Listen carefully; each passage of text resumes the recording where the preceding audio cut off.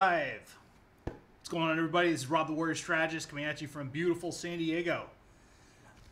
Hopefully you guys are enjoying your Labor Day weekend and wanted to come on and give a short training on sales, something that all of us could use some help with, whether you're a goods-based business, a service-based business. For many of us, sales are very, very tricky. On the mental side, on the mindset side, to get right. Not everyone feels comfortable asking for the sale or creating that type of environment where sales can take place. So I'm going to offer you guys a couple of tips. We already got some people popping on, like Wade Saxton from Smoke and Bacon, Richard Kaufman, the comeback coach. What's going on, guys? I've been kind of just hanging out all day, some client work, stuff like that. I'm pretty quiet, actually. This week, I'll jump back in the fold, but tonight we're going to talk about ending our fear of sales and some tips we can do to increase our sales. Before we get started, I'm going to talk briefly about why everyone should have a cutting board from Balish Woodworks. One of my favorite things I have in my kitchen. This is called the Kernel, and this wonderful multi-grain crafted cutting board has a very sturdy leather strap, the Balish Woodworks emblem carved into it, and it serves as both a display board and a cutting board. Highly recommend you guys check it out. You can get your own at balishwoodworks.com. Huge thanks to Kurt for all the work he puts in making these amazing products. Can't say enough good things about Balish Woodworks. I love every product I have from there in my kitchen, and my charcuterie boards have never been better. So, let's jump into some sales theory. We got Annette jumping on. And Wade, I would absolutely agree with that statement. If you log into the website, you get a discount. Veteran discount. Boom. So, now that we have all these great people here, let's chat about sales and why we get scared. I'm going to tell you guys, and it's not any big shocker, that sales are sometimes awkward. They're not always intuitive. They're not always easy. A lot of times we have to hire salespeople in order to sell our services and our goods. And if we can't afford a salesperson early on in the game, it's kind of tricky to get on calls and to ask for the sale. We feel weird, right? And so that's a mindset we need to adjust, because there are a few reasons why these fears creep in. First of all, we second guess ourselves and we assume that maybe our product or service isn't quite good enough, or we don't feel like we're the right person to offer it, or that maybe nobody wants to buy. There's 1,000 reasons that we have in our heads for not being great at sales. I've found that my own awkwardness with sales was greatly alleviated by focusing on how to get warm leads into the pipeline rather than jumping on calls with cold leads or people I barely knew. And so the first thing I'm going to tell you guys right off the bat, and I got to say hi to some people because there's some amazing individuals like Brandon Harris and Patrick Burt jumping in. What's up, guys? One of the things I started doing was to pre-qualify people before I even get on a sales call with them. When I was doing the latest issue of Shift magazine, I had something like 9 sales calls, I think 10, and I closed 9 out of 10 of them. 9 out of 10 got a positive sale. That's a pretty great percentage. But it's not that I'm some amazing salesperson. It's that I pre-qualified them with one step before we were even on the call.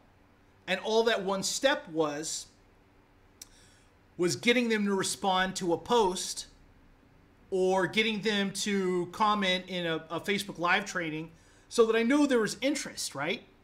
So imagine, we're going to use an analogy here real quick. Imagine if the car dealership could pre-qualify like everybody that came in for a loan. Like they already ran their credit. They already know that they have this amount of money. You know, they already have that information. Can you imagine how many cars they would sell if they had that type of setup?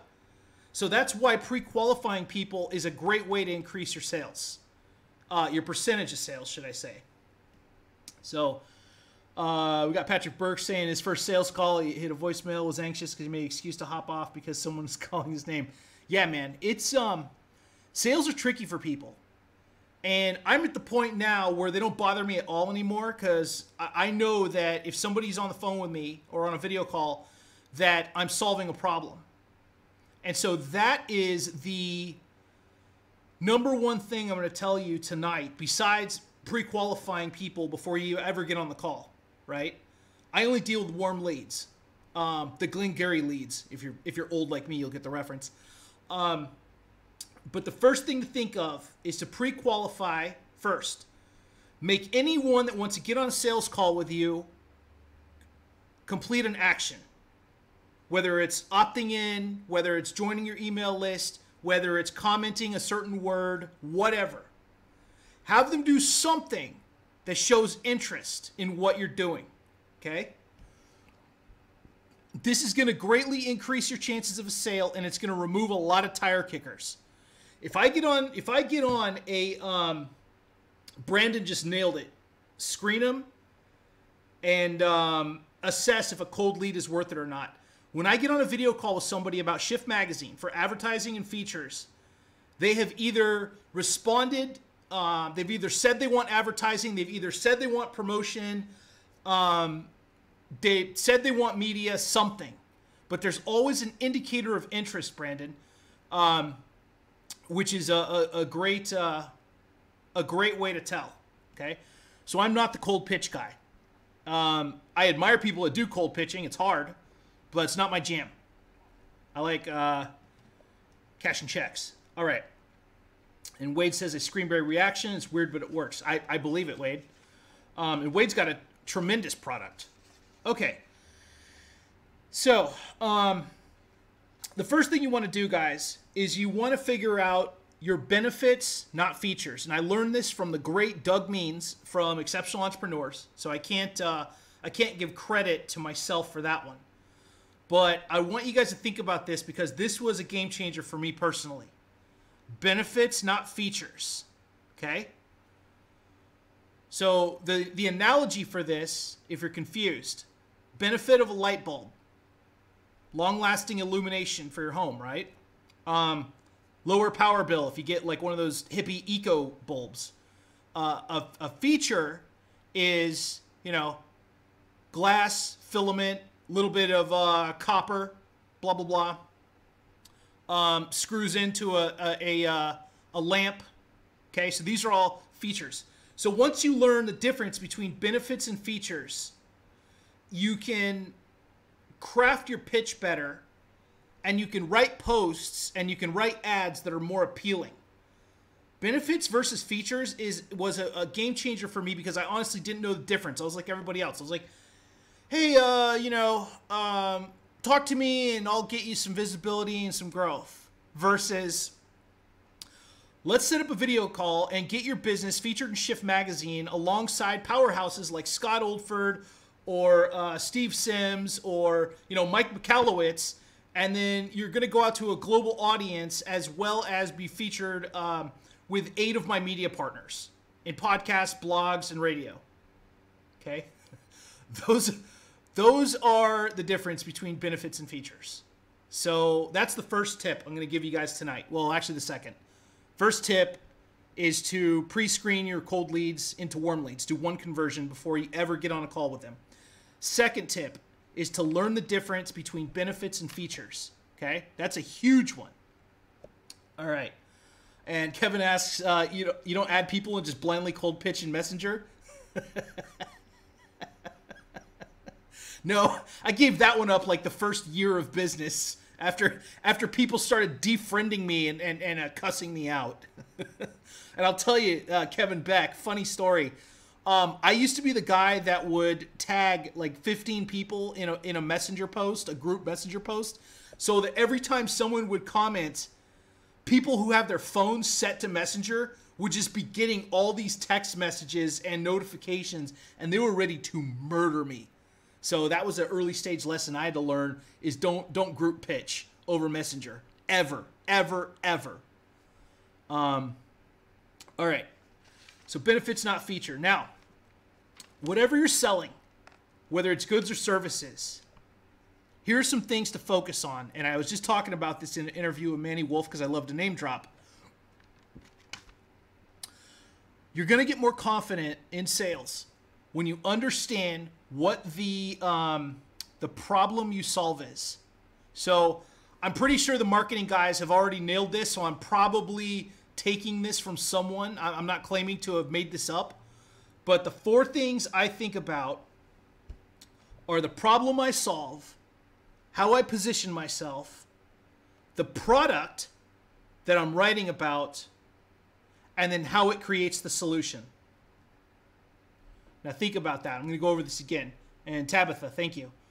So first things first, when you're thinking about whatever it is that you're selling, and this is a great exercise for a piece of paper, write out what the problem you solve is. What's the pain point, right? In my case, I do business strategies and visibility. So if a company or an entrepreneur has trouble getting podcasts, or if they're having trouble like growing an audience, or sales are low because no one knows who they are, they turn to me. They need like robust social media and introductions to 20 podcasters. I'm the guy. So that's the problem I solve, is low sales from low visibility, low social media, low Google presence, all that stuff. So the next thing's positioning. And hey, Justin, what's going on, man? Good to see you. So the next thing is positioning. How are you in the position to solve this problem? Okay? Positioning is about placing yourself as the answer to the customer's problem or the client's problem, right? Your positioning can be your education, your experience, your skill level, and most of all, this is the big one, right? I'm foot stomping right now. Your past client results. Huge. That's how you establish positioning. Got Justin Myers popping on. We got some big numbers tonight. I guess a lot of you guys are home tonight for Labor Day. This is awesome. Tamara Lennon, Starving Dog, hello. I apologize, Tamara. I didn't tag anybody tonight. I just shot in the dark. First time I got some energy today. So positioning is telling people, actually showing them. Let me rephrase. You don't want to tell people anything. You want to show them everything. So positioning is placing yourself as the authority, as the person that solves problems, as the person that has the ability to take away someone's pain point. Okay? So that's the second part. The third part's the product itself. And this goes into benefits versus features. What are you selling? What are they going to get out of it? How long's the duration? What's the main why? And if your product or service doesn't have at least 3 whys, go back to the drawing board, start writing them out, or ask somebody. Hey, I need some help. Hey, Wade, I need some help figuring out why people should enroll in my Tactical CEQ 6-week visibility course. Can you help me out with some whys? No matter what it is that you sell, and all of us sell something different, you should have 3 strong whys, and you should be able to generate them without a lot of trouble. If you do have trouble, that's a problem in and of itself. Okay. And the fourth part is the actual solution.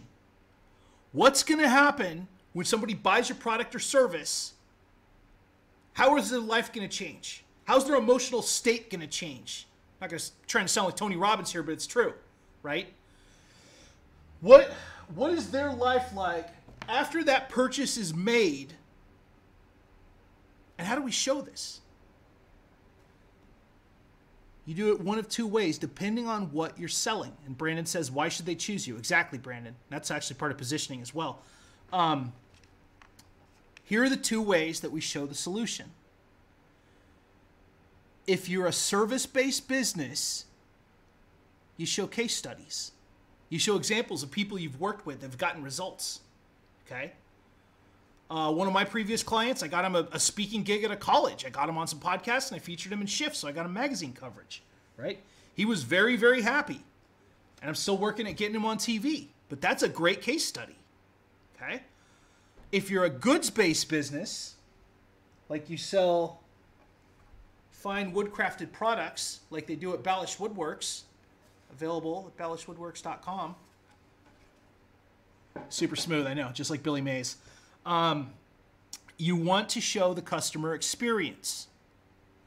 So if you're selling physical goods, have your customers snap a photo with your physical goods, whether it's books or knives or, you know, like Karen Hamilton at Beyond Nuts or Joe Palacios at Maxwell Soaps, whatever. Have your customer pose with pictures of your product. Show them happy. Show that customer experience. You want to create a unique customer experience. That's what makes people buy physical goods. If I see a bunch of people that are holding up some type of product and the whole family's, you know, happy and it's Christmas or a birthday or something, I'm far more likely to purchase it, especially if they're like regular homemade pictures, not some like goofy posed model stuff, right? I want to see some like actual families or kids like, you know, with a new toy or something. But that's how you encourage people if you have a goods-based business. Show the customer experience. Show what it's like to buy this product and be happy with it, right? I'm a big fan of mutts sauce. I shoot all kinds of photos of mutts sauce. I cook things with it. I do all these marketing photos. I freaking love mutts sauce. Same with Ballish Woodworks. Like, these are products I really like using. And when I go to the website and I see like all these other people, it's awesome. All right.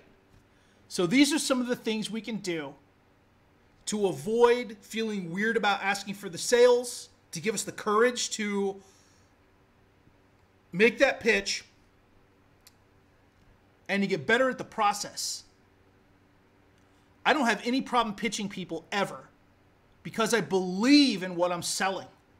I know my past results. I know the client experience that I provide. I can recite my case studies. I can recite my sponsors. I can show you on Google 160 interviews, right? I am bold and I am proud of what I've done and I've got a great reputation, and I'm not trying to humble brag, but I'm saying because of these things, selling is not an issue with me. And at the very least in the process, if you're doing your calls right, even if you get a no, you might be able to turn that into a sale later or a reco or something like that. But that's a whole nother topic. That's the actual framework of sales calls. And those, you can find those on my YouTube channel, by the way. Because I've done entire trainings on how to guide a sales call so that even if a sale isn't made, there are 2 to 3 benefits that can happen if you're doing it right. Instead of just boo-hoo, I didn't make the sale, go kick the dog, you know.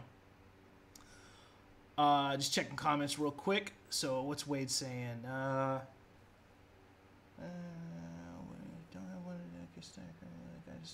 I have that information. Okay, yeah, Wade. For someone starting off, and that's a really, really good point. What about if you're just at the very beginnings of your company and you haven't had time to establish that stuff? Okay. So if you're goods-based and you're getting those first couple sales, just make the request. Reach out to them on Facebook or wherever and just say, hey, really appreciate if you like our product, send us a picture of you holding it and we'll give you a digital coupon for your next purchase. Or if you're running a service, and I just had this talk with somebody the other day, if you're just starting off with a service-based company, offer a low-ticket, low-price variation of your services so you can get those testimonials. So if I have people that want to work with me, but like they want tactical CEQ, right? They want to learn social media, recruiting influencers, like getting media interviews, all that stuff, but they don't have $2,000 for the main course, which I totally understand. Then I have a low-ticket option of Tactical CEQ Lite, which is like $297, and they still get training in all those areas. It's just more of a do-it-yourself versus do this with Rob. So you can always make, if you're service-based, some type of entry-level, lower-cost training. And what's really interesting is that you can put up some big numbers when you're starting off with low cost, because to just announce it as a beta, offer it for like $50, $60, and you can get 20 people to join without a lot of trouble. I'm just saying at that price point. There are other issues that come with offering low price points, but that's a different training.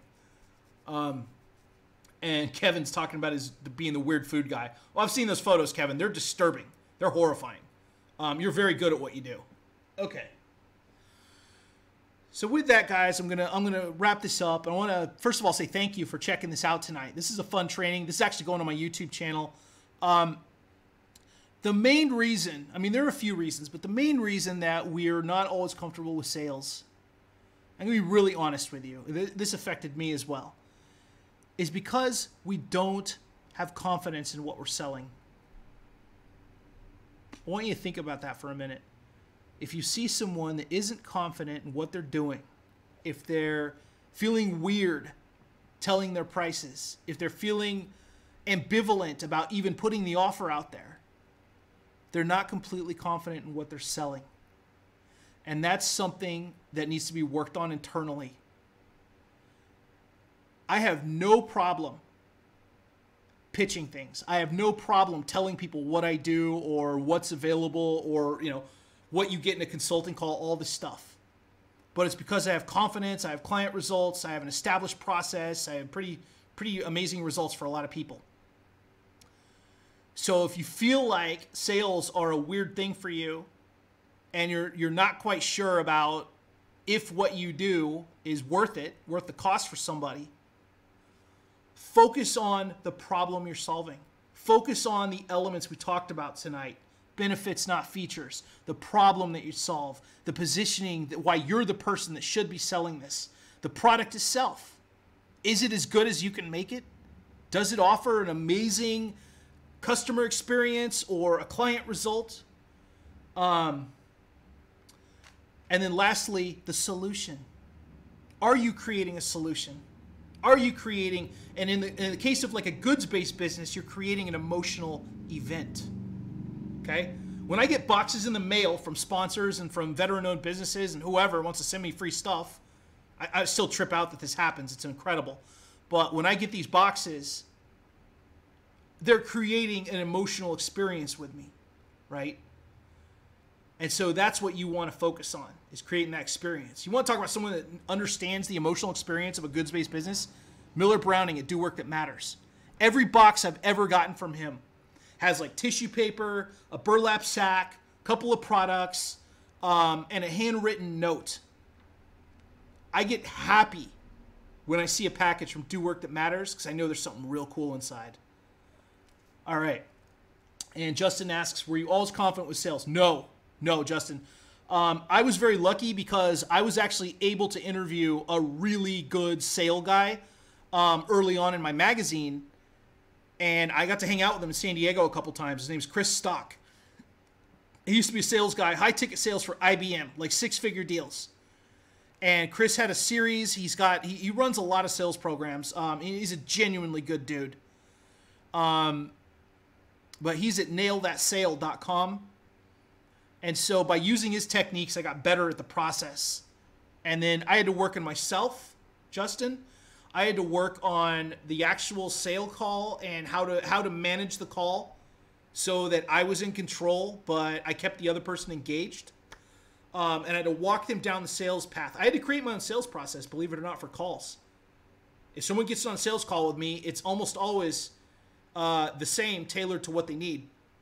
But the format itself is the same. 30 minutes, boom. All right, Wade says, if you believe in it, it sells itself, you don't have to sell someone. Yeah.